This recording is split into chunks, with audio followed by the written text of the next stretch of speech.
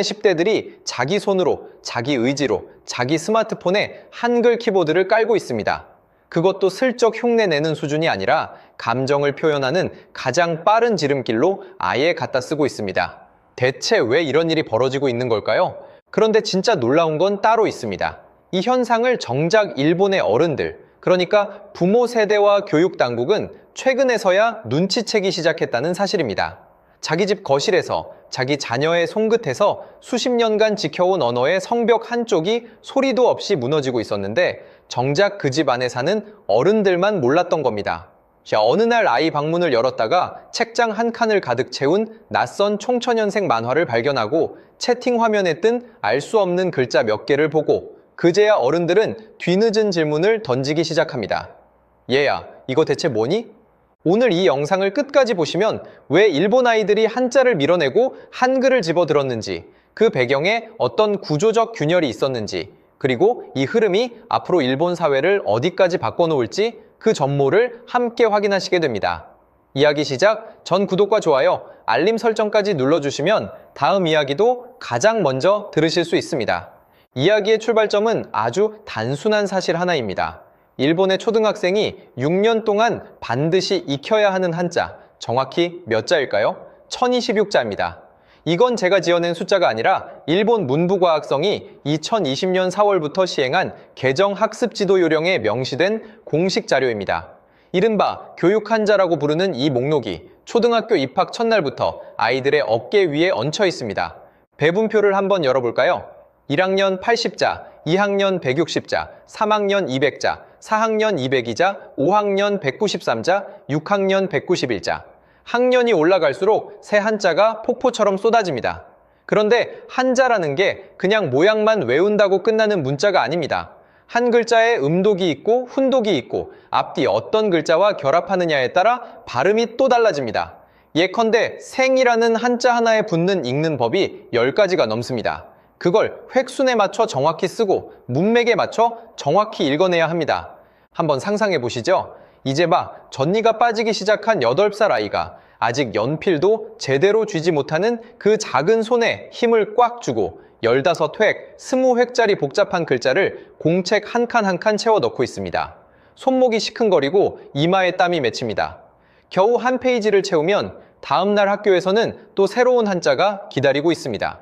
아이들이 공책 한 권을 새까맣게 채워가며 반복해도 좀처럼 자기 것이 되지 않는 그런 문자입니다. 실제로 일본의 초등학교 교사들 사이에서도 한자 낙오라는 표현이 오래전부터 쓰여왔습니다. 3학년 즈음부터 한자 시험에서 손을 놓아버리는 아이들이 눈에 띄게 늘어난다는 겁니다. 여기까지는 그래도 학습의 영역입니다. 문제는 다음 장면에서 벌어집니다. 학교에서 하루 종일 한자에 시달린 아이가 집에 돌아와 잠깐 숨 좀 돌리려고 학습 만화를 펼칩니다. 그런데 그 페이지를 열어본 적 있으신 분은 아실 겁니다. 일본의 전통적인 학습 만화, 이른바 가쿠슈 망가 계열의 상당수는 지금도 흑백 인쇄에 페이지마다 깨알 같은 텍스트가 빽빽하게 들어차 있는 스타일을 고수하고 있습니다. 만화의 옷을 입힌 참고서에 가깝다는 얘기가 나오는 이유입니다. 한 번에 이 아이의 마음이 되어보십시오. 학교에서 8시간 한자에 시달리고 학원에서 2시간 또 시달리고 저녁밥을 먹고 잠깐 쉬고 싶어 책상 서랍에서 만화책 하나를 꺼냈는데 그 만화책마저도 흑백 페이지에 깨알 한자가 빽빽하게 도배되어 있는 겁니다. 도망칠 곳이 없는 겁니다. 만화라는 이름의 마지막 피난처마저 한자의 그림자에서 자유롭지 못한 셈이죠. 물론 이건 일본 학습 만화 전체를 폄훼하려는 얘기가 아닙니다. 일본은 여전히 세계 최고 수준의 만화 강국이고 어린이용 지식 콘텐츠에서도 오랜 노하우를 축적한 나라입니다. 도레몽 학습 시리즈, 명탐정 코난 학습 시리즈처럼 강력한 작품도 여전히 탄탄한 팬덤을 유지하고 있습니다. 다만 스마트폰과 짧은 영상에 익숙해진 지금의 알파 세대 아이들 눈높이에서 볼 때 그 두꺼운 흑백 텍스트의 벽은 예전만큼 매력적으로 다가오지 않는다는 것, 이건 일본 출판계 스스로도 최근 몇 년째 문제로 지적해온 부분입니다. 바로 이 지점에서 균열이 시작됩니다. 지금 일본 서점의 어린이 학습 만화 코너를 걸어보시면 눈에 확 띄는 시리즈 하나가 있습니다. 표지가 총천연색으로 반짝이고 화산이 폭발하고 상어가 이빨을 드러내고 아이들이 위기 속에서 눈을 부릅뜨고 있는 그 시리즈. 한국 미래엔에서 펴낸 살아남기 시리즈, 일본판 제목으로는 과학 만화 서바이벌 시리즈입니다. 조선일보 어린이지면이 2026년 7월 보도한 최신 수치에 따르면 이 장과학 만화 서바이벌 시리즈의 일본 내 누적 발행 부수는 1,550만 부를 돌파했습니다. 1,550만 부, 한번 곱씹어 보시죠. 인구 1억 2천만 명 나라의 어린이 시장에서, 그것도 자국 만화 산업이 세계 최강급인 나라의 안방에서 외국에서 건너온 한 시리즈가 이 정도 부수를 팔아치웠다는 겁니다. 전 세계 누적으로는 3,500만 부를 넘겼다는 집계도 있습니다. 이건 웬만한 유명 소년 만화의 세계 판매량과 어깨를 나란히 하는 숫자입니다. 이 시리즈가 왜 통했을까요? 구조를 뜯어보면 답이 나옵니다. 화산 폭발 지역에 갇힌 주인공, 심해에 표류한 소년, 무인도에서 사투를 벌이는 남매, 얼어붙은 극지에서 조난당한 탐험대, 손에 땀을 쥐게 만드는 서바이벌 서사 안에 지구과학과 생물학과 물리학의 지식이 자연스럽게 녹아 있습니다. 일본 아이들이 처음 이 만화를 손에 들었을 때의 반응을 상상해 보시죠. 지금까지 알던 학습 만화와는 완전히 다른 시원시원한 풀컬러 컷이 눈앞에 펼쳐집니다. 첫 페이지부터 지축이 흔들리고 화산재가 하늘을 뒤덮고 주인공이 절벽 아래로 미끄러집니다. 아이는 침을 꿀꺽 삼키고 다음 페이지를 넘깁니다. 어떻게 살아남지? 이 궁금증 하나로 페이지를 넘기는 사이 아이의 머릿속에는 어느새 마그마의 온도가, 용암 흐름의 속도가, 화산가스의 성분이 새겨져 있습니다. 지식을 외워라가 아니라 이야기가 궁금해서 넘기다 보니 지식이 남아있더라 하는 구조. 이게 오늘날 학습 콘텐츠에서 가장 어려운, 그러나 가장 강력한 설계입니다. 그리고 이 설계의 힘은 아이가 자기 전 이불 속에서 스탠드 불빛 아래 몰래 다음 권을 펼치게 만든다는 데 있습니다. 부모가 이제 자야지 하며 방문을 두드리는데도 이불을 뒤집어 쓰고 손전등을 켜서라도 다음 장면을 보고 싶게 만든다는 것. 이 감정이야말로 어떤 교과서도 어떤 학원도 만들어내지 못하는 학습의 원동력입니다. 한국의 학습 만화가 조용히 스며드는 동안 일본 부모 세대는 사실 이 흐름을 즉각적으로는 알아차리지 못했습니다. 서점 매대의 매출 순위가 바뀌고 있었지만 매일 야근에 지친 어른들이 굳이 어린이 코너까지 걸음을 옮길 일은 많지 않았기 때문입니다. 그러던 어느 주말 아이의 방을 청소하러 들어갔던 한 어머니가 걸음을 멈춥니다. 책장 한 칸이 언제부터인가 낯선 총천연색 만화로 가득 차 있었던 겁니다.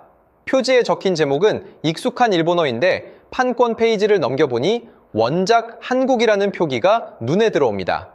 어머니는 잠시 멍하니 그 책을 들여다봅니다. 언제부터, 어떻게 우리 집 안까지 이 책들이 들어와 있었던 걸까? 이런 장면이 지금 일본의 학부모 커뮤니티에서 심심찮게 공유되는 목격담입니다.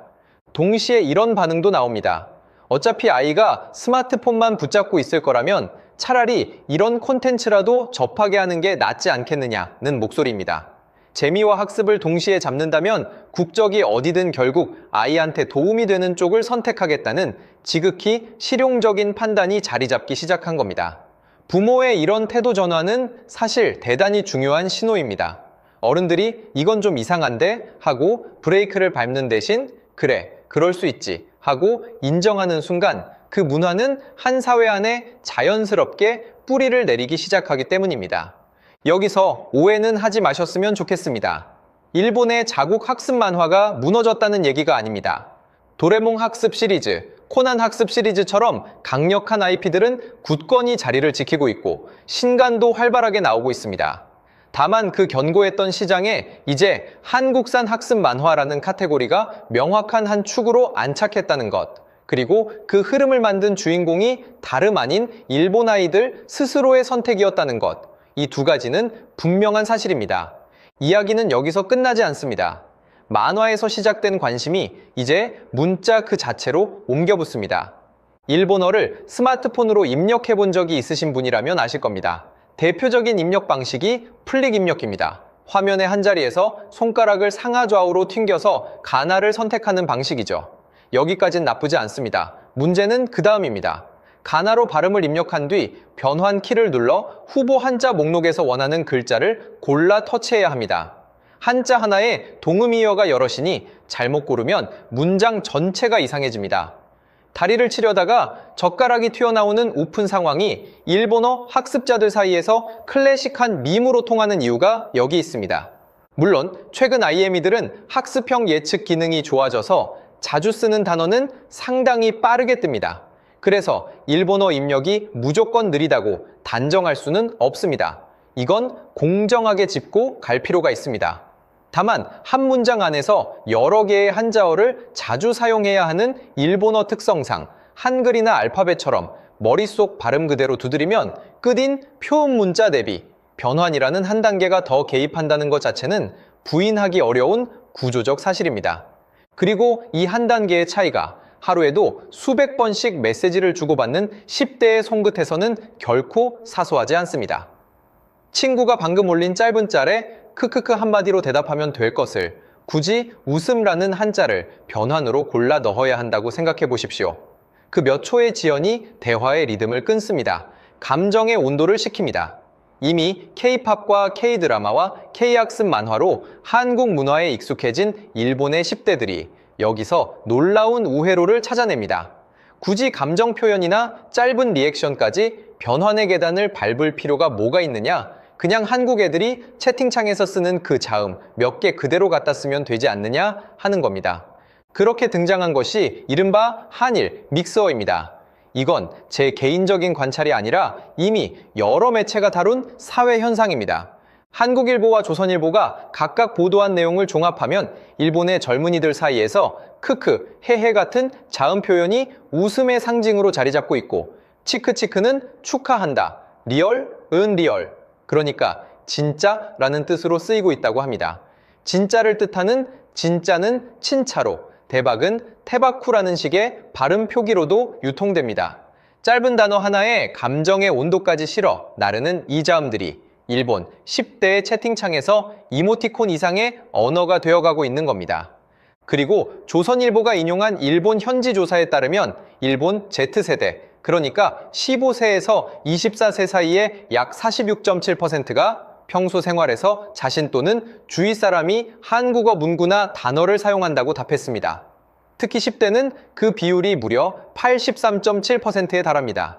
10대 10명 중 8명 이상이 학교나 채팅창에서 한국어의 조각을 일상적으로 쓰고 있다는 얘기입니다. 반 친구 10명이 모여 있을 때 그중 8명이 한국어 단어를 아무렇지 않게 섞어 쓰고 있다면 그건 이미 유행이 아니라 기본값입니다. 이 조사가 이루어진 시점이 2022년이라는 점, 그리고 그 이후로 K-팝 4세대와 5세대 그룹들의 일본 진출이 훨씬 더 공격적으로 이루어졌다는 점을 감안하면 지금 이 시점의 실제 체감 비율은 더 높아졌으면 높아졌지 낮아졌을 가능성은 낮습니다. 어떤 일본 고등학교 교실에서는 쉬는 시간에 아이들이 서로에게 너 오늘 진짜 이쁘다를 한국어 발음 그대로 던지고 상대는 고마워 라고 한국어로 받아치는 광경이 어색하지 않게 벌어진다고 합니다. 몇 년 전만 해도 상상하기 어려웠던 풍경입니다. 이걸 반짝 유행으로 치부하고 싶은 분들도 계실 겁니다. 그런 분들을 위해 다른 각도의 숫자 하나를 소환해봅니다. 한국어 능력시험, 이른바 토픽 응시자 수입니다. 교육부와 국립국제교육원 집계에 따르면 전 세계 토픽 응시자는 2021년 33만 명, 2022년 36만 명, 2023년 42만 명, 2024년에는 49만 명을 기록했습니다. 그리고 2025년에는 1월부터 9월까지 이미 55만 3천여 명이 응시하며 사상 처음으로 연간 50만 명 선을 돌파했습니다. 이 가운데 일본은 매년 상위권 응시국에 이름을 올리고 있는 대표적인 시장 중 하나입니다. 55만 명. 이 숫자의 무게를 느껴보십시오. 웬만한 중소도시 하나의 인구가 자기 돈을 내고 주말을 반납하고 시험장 책상 앞에 앉아 한국어 문제지를 풀고 있다는 얘기입니다. 그 누구도 한국어 시험 보러 오라고 강제하지 않았습니다. 오직 자기 의지 하나로 자기가 좋아하는 언어를 조금이라도 더 잘하고 싶어서 그 사람들이 시험장을 채우고 있는 겁니다. 여기에 하나 더. 국립국제교육원이 집계한 2024년 기준 해외에서 한국어를 정규 교과나 선택 과목으로 채택한 학교 수는 46개국에 걸쳐 2,526개교에 이릅니다. 2015년 1,224개교에서 10년 만에 2배로 늘어난 겁니다. 그 중에서도 일본은 지역별 편차는 있지만 오사카를 포함한 여러 지자체에서 공립고등학교의 한국어 강좌 개설이 꾸준히 늘어나는 흐름이 확인됩니다. 오사카 한 지역에서만 한국어를 채택한 공립고등학교가 50곳에 이른다는 수치가 오사카 한국교육원을 통해 공식적으로 공표되어 있습니다. 이런 숫자들이 말하는 건 명확합니다. 이건 어느 아이돌이 좋아서 한 계절 반짝 배워보는 취미의 수준을 이미 넘어섰다는 것. 시험을 보고 학교에서 선택 과목으로 듣고 진학과 취업에 활용하는 수준의 제도적 정착 단계로 들어섰다는 얘기입니다. 유행은 지나가지만 제도는 남습니다. 그리고 지금 일본에서 벌어지고 있는 흐름은 제도로 자리 잡는 단계에 이미 진입해 있습니다. 그럼 여기서 근본적인 질문 하나를 꺼내야 합니다. 왜 하필 한글일까요? 시간을 잠깐 15세기로 돌려보겠습니다. 훈민정음 서문에는 이런 말이 나옵니다. 나란 말씀이 중국에 달아 문자와로 서르 사마띠 아니할세 어린 백성이 니르고저 홀패에 이셔도 마참내 제 뜻을 실어 펴디 못할 놈이 하니라. 나라 말이 중국과 달라서 배우지 못한 백성이 하고 싶은 말이 있어도 자기 뜻을 제대로 펴지 못하는 사람이 많다는 겁니다. 그래서 세종은 어여삐 어겨 28글자를 만들었습니다. 어여삐 어겨. 지금 말로 옮기면 가엾이 여겨서입니다. 왕이 백성을 가엾이 여겼다는 그 마음 하나에서 이 문자가 태어났다는 겁니다. 문자를 만든 이유가 권력의 과시가 아니라 가장 낮은 자리에 있는 사람의 답답함을 풀어주기 위해서였다는 것. 이 지점은 아무리 강조해도 지나치지 않습니다. 왜냐하면 이 설계 철학이 600년이 지난 지금 스마트폰 시대에서 뜻밖의 방식으로 되살아나고 있기 때문입니다. 세종이 지향한 것은 단순했습니다. 아침에 배워 저녁에 쓸 수 있을 만큼 쉬울 것, 자기 생각을 곧바로 옮겨 적을 수 있을 만큼 직관적일 것, 그러기 위해 자음과 모음의 조합이라는 대단히 체계적이고 확장성 있는 표음 문자 시스템이 탄생했습니다. 이 설계가 21세기 스마트폰 시대와 만나면서 예상치 못한 시너지를 냅니다. 소리 나는 대로 두드리면 별도의 변환 절차 없이 그대로 문자가 완성되는 구조, 자음 하나만 따로 떼어 감정 표현으로 활용할 수도 있는 유연함. 세종은 스마트폰을 상상조차 할 수 없었겠지만 그의 애민 정신이 낳은 설계는 600년 뒤 세상에서 디지털 인터페이스로서도 놀라운 효율을 발휘하게 된 겁니다. 한번 이런 상상을 해보시죠. 조선의 어느 밤 촛불 아래에서 세종이 학사들과 머리를 맞대고 자음과 모음의 조합을 궁리하던 그 시간. 그로부터 6세기가 흐른 뒤 도쿄의 어느 방에서 16살 소녀가 그 자음 몇 개를 손끝으로 두드려 친구에게 감정을 전하고 있는 이 시간. 두 장면이 시공간을 뛰어넘어 한 줄로 이어진다는 사실이 저는 어떤 대하드라마보다도 뭉클합니다. 물론 한글이 세계에서 유일하게 완벽한 문자다 라는 식의 과장은 이 자리에서 하지 않으려 합니다. 로마자도 아랍 문자도 각자의 맥락에서 훌륭한 문자입니다. 다만 배우기 쉽고 소리를 정확하게 옮기고 디지털 입력에서 변환 단계를 거의 요구하지 않는다는 세 가지 조건을 동시에 만족한다는 점에서 한글이 지금의 채팅 SNS 문화와 특별히 궁합이 좋다는 사실은 언어학자들 사이에서도 이견이 크지 않습니다. 여기서 잠깐 한 걸음 물러서서 이 현상의 성격을 정리해봐야 합니다. 지금 일본 열도에서 벌어지고 있는 이 흐름은 한국 정부가 강요한 것이 아닙니다. 한국의 어느 대기업이 수천억 원 예산을 투입해 일본 10대들에게 억지로 한글을 밀어넣은 것도 아닙니다. K-팝 산업이 크고 K-드라마가 흥행하고 K-학습 만화가 재미있어서 아이들이 스스로 관심을 갖고 스스로 앱을 깔고 스스로 제음을 따라 쓴 결과입니다. 이 대목에서 잠시 시선을 과거로 돌려보고 싶습니다. 그리 멀지 않은 100여 년 전 이 땅의 아이들은 학교에서 자기 이름을 자기 언어로 부르지 못했습니다. 창씨개명이라는 이름 아래 조상이 물려준 이름을 빼앗기고 교실에서 우리말을 썼다가 매를 맞았던 시절이 있었습니다. 문화를 강제로 지우려는 폭력의 시대였습니다. 그리고 그 강요는 결국 실패했습니다. 왜냐하면 강요된 문화는 마음속에서 저항을 부르기 때문입니다. 지금 일본에서 벌어지고 있는 장면은 그것과 정확히 정반대의 자리에 서 있습니다. 아무도 강요하지 않았습니다. 오히려 자국 정부와 부모 세대는 뒤늦게야 이 흐름을 발견하고 우리 아이가 왜 히라가나보다 한글 제음을 더 자주 치고 있지? 하고 되묻고 있는 상황입니다. 폭력은 저항을 만들지만 재미와 효율은 저항할 여지 자체를 남기지 않습니다. 이 대비를 감정 없이 바라보기는 쉽지 않습니다. 역사의 한 세기가 이렇게 다른 표정으로 돌아온다는 것. 우리 할아버지 할머니 세대가 겪은 그 어두운 시간이 지금 손자 손녀 세대의 유쾌한 문화 교류로 답변받고 있다는 것. 이건 어떤 정부도 설계할 수 없는 역사가 스스로 균형을 찾아가는 방식입니다. 물론 이 얘기를 굳이 복수나 역전이라는 감정적 언어로 포장할 생각은 없습니다. 지금 한국을 좋아해주는 일본 아이들 앞에서 그런 표현은 오히려 무례합니다. 다만 우리 스스로 마음속에 조용히 새겨둘 만한 감정 하나는 있어도 좋다고 생각합니다.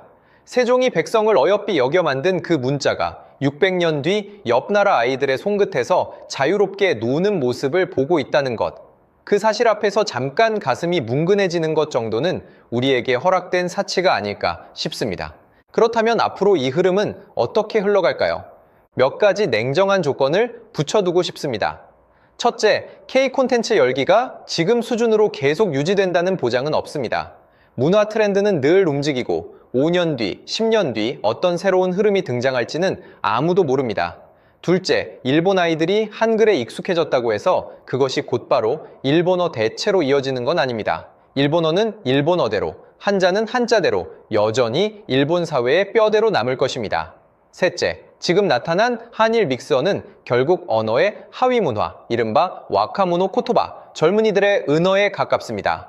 세대가 성인이 되면 사용 양상은 또 달라질 수 있습니다. 다만 한 가지 분명한 것도 있습니다. 지금 20대가 앞으로 20년 뒤 일본 사회의 주력 세대로 올라섰을 때 그들이 어릴 적 스마트폰 위에서 자연스럽게 익힌 한글의 감각, 한국 콘텐츠에 대한 친숙함, 국경을 문화의 장벽으로 여기지 않는 태도는 어떤 형태로든 남는다는 것입니다. 한 사람의 언어 감각은 16살 무렵에 큰 틀이 잡힌다는 게 언어학의 오랜 통설입니다. 지금 이 아이들이 그 결정적인 시기에 한글의 감각을 함께 익히고 있다는 사실은 20년 뒤 한일 관계의 저변을 조용히 다른 색깔로 바꿔놓을 가능성이 있습니다.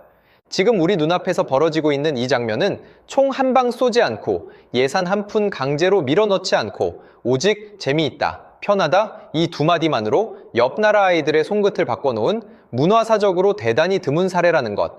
이것만큼은 과장 없이 말씀드릴 수 있습니다. 정리해보겠습니다. 일본 초등학생이 짊어져야 하는 1026자의 한자, 그 무게 앞에서 잠시 숨을 고르기 위해 아이들이 손에 든 한국 학습 만화 시리즈, 그리고 그 재미를 넘어 스마트폰 채팅창까지 파고든 한글 재움의 감각, 이 세 장면이 하나의 흐름으로 연결되면서 지금 일본의 10대들이 자기 세대의 언어 지형도를 조용히 다시 그리고 있습니다. 그리고 그걸 정작 어른들만 몰랐습니다. 부모도 학교도 방송도 뒤늦게야 이게 무슨 일이지? 라고 되묻고 있는 사이 아이들은 이미 저만치 앞서 나가 있었던 겁니다. 재미에서 시작해 효율로 정착하고 이제는 습관이 된 흐름. 이 흐름의 끝이 어디까지일지는 누구도 단정할 수 없습니다. 다만 오늘 이 이야기를 마무리하면서 한 장면을 다시 떠올려 보고 싶습니다. 촛불 아래에서 백성을 가엾이 여기며 28글자를 궁리하던 조선의 어느 밤, 그리고 그 글자 몇 개를 손끝으로 두드려 친구에게 마음을 전하고 있는 도쿄의 어느 밤.